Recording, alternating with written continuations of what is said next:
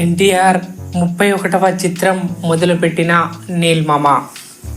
Audience ఏమనుకుంటున్నారో ఒక్కసారి చూడండి.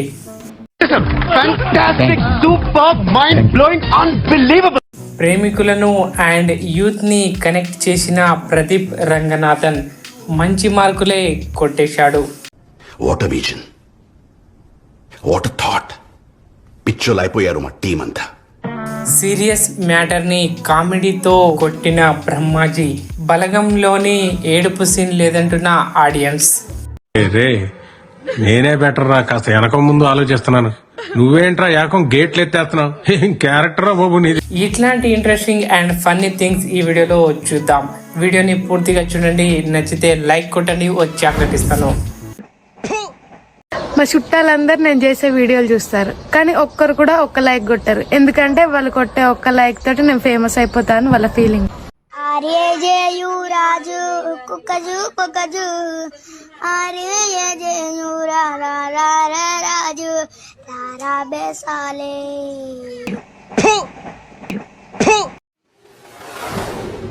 మొదలుపెట్టిన నీల్ మామ ఎన్టీఆర్తో తీయబోయే సినిమా సలార్ 2 రిలీజ్ కాకముందు ఎన్టీఆర్తో నీల్ మామ నెక్స్ట్ మూవీ ఉంటుందని అనౌన్స్ చేసిన విషయం తెలిసిందే.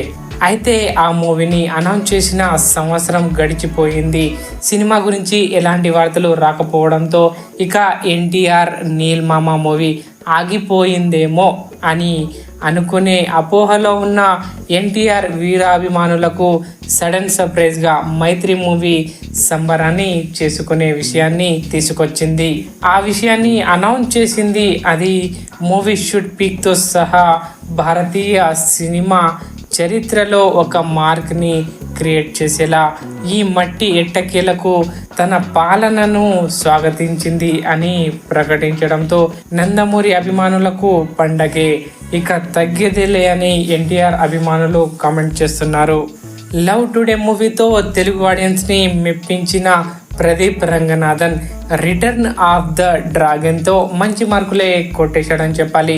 మూవీ చూసిన వాళ్ళు అందరూ సూపర్ బాగుంది అని హ్యాపీగా చెప్తున్నారు. రొటీన్ స్టోరీ అయినా మలుపులు తిప్పుతూ హీరో సెట్స్ అండ్ ప్రేమ, లవ్, సింపతితో కట్టిపడేశాడు అభిమానులను. College topper student to jolly చేసే స్టూడెంట్గా మారి మళ్ళీ ప్రేమ కోసం డూప్లికేట్ సర్టిఫికేట్తో మంచి ఉద్యోగం సంపాదించి కారు, బంగ్లా ఇలా అన్ని సంపాదించి ఆ తర్వాత డూప్లికేట్ సర్టిఫికేట్ దొరికిపోవడంతో తర్వాత ఏం జరిగింది థియేటర్లో చూస్తే మస్తు మజా వస్తుంది. సో యూత్ కి కనెక్ట్ అయ్యే మూవీ అండ్ మంచి మెసేజ్ కూడా ఉంటుంది మూవీలో.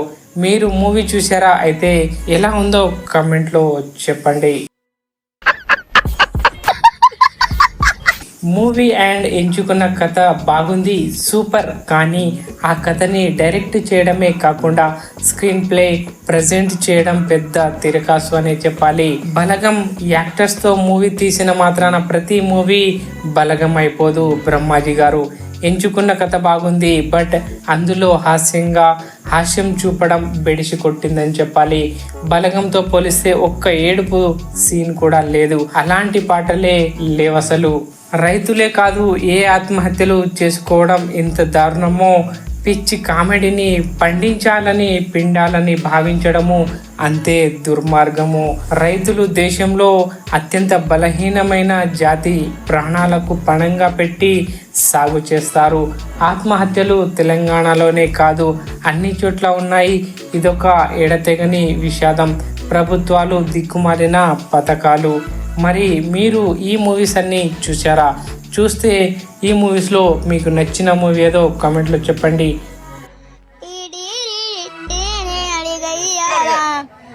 మా